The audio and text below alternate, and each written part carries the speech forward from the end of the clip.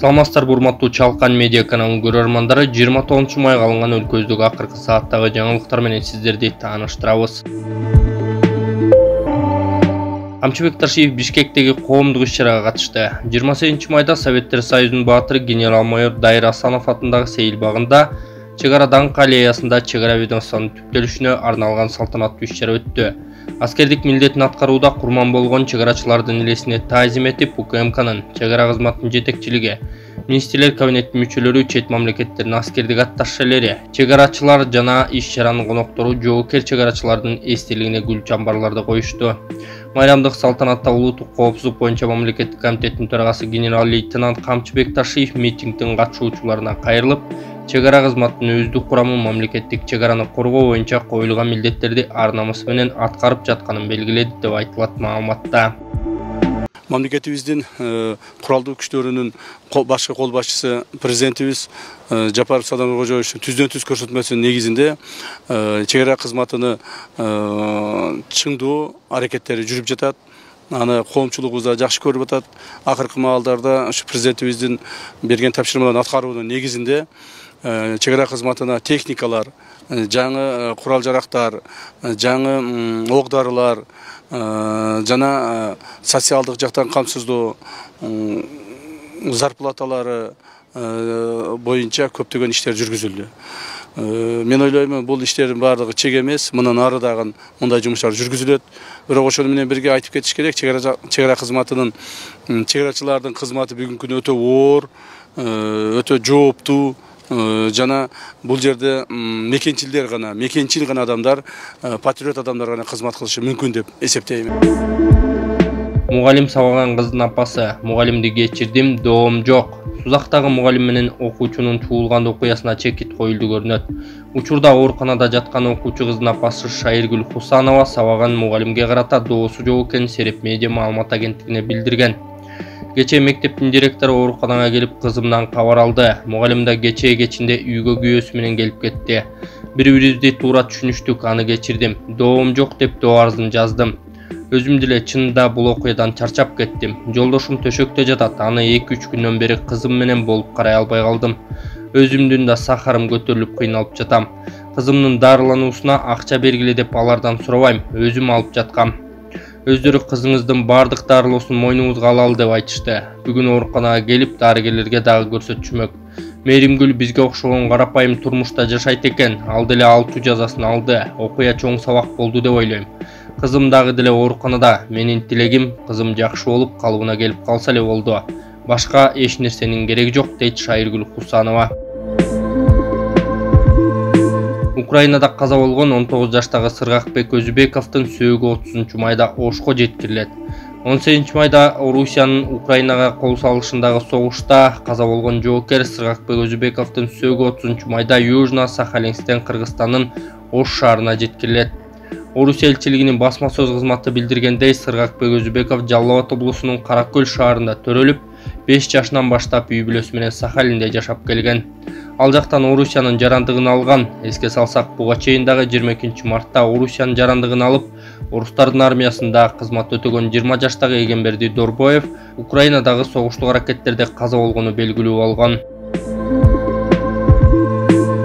Депутат Акылбек Түмөнбаев Бишкек шаарына кредитке алынып келе турган автобустар тууралуу акыйкатты айтты. 3 ай мурун Жогорку Кеңеш автобустарды сатып алуу боюнча келишимди колдогон, бирок алар Кыргызстанга ушул убакытка чейин келе элек деп билдирди номер 35 Ак Суу бир мандаттуу округунан эл өкүлү болуп шайланган парламенттеги элдик топ депутаттык тобунун лидери Акылбек Түмөнбаев.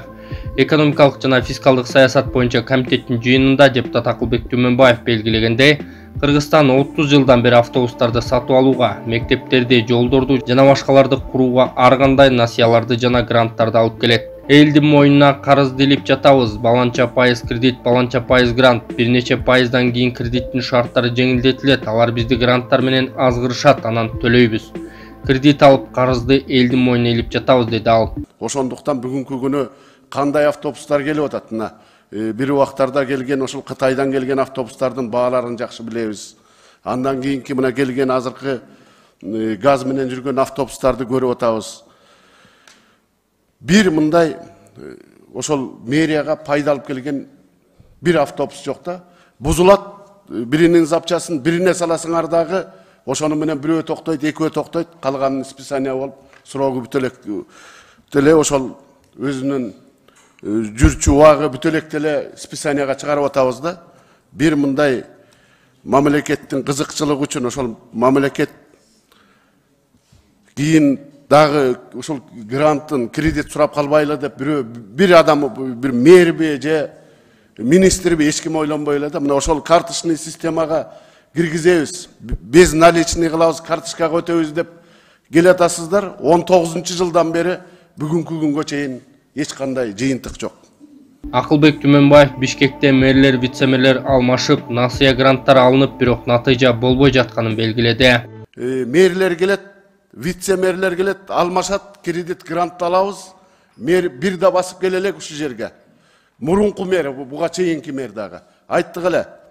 Ушул келип, ушундай кредит грант чоң суммадагы акчаларды карызга алып атканда, бирөө мойнуна алып отуруп, ошол жерде 2 жылбы, 3 жылбы, 5 жылбы ошол автобустар акталган чакты кайра ошол кредитти кантип төлөйбүз деген эч ким жок да. Азыр бүгүнкү күнү эптеп эле алсак, ошол грантты, кредитти кандай автобус келет, кандай иштетет, келет, ошол консультанттар келет, 3 миллиондон 5 миллионго чейин айлык төлөп беребиз да. Биздин кыргыз жарандар билбейт, наоборот, ошолор менен сүйлөшүп, ушул биздин кыргыз жарандарын жиберип, ошол жерде окутуп, 1 айбы, 2 айбы, 5 айбы үйрөтүп келип, ошол кайра келип биздин водительдерге, специалисттерге үйрөтсө болбойбу?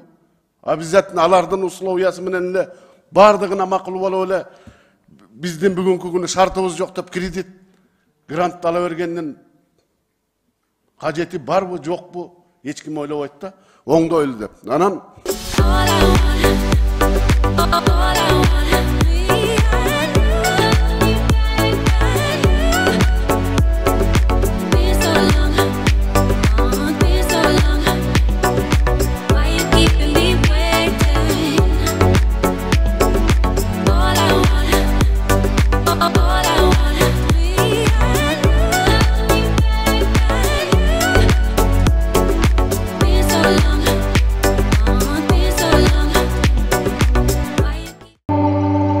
Президент Садыр Жапаров ЭЭП мамлекеттери 4 айда эмнеге жетишкенин айтып берди. Кыргызстандын президенти Садыр Жапаров ЭЭП саммитинде быйылкы жылдын 4 айындагы көрсөткүчтөр мындан аркы экономикалык өсүшкө болгон ишенимди бекемдегенин билдирди.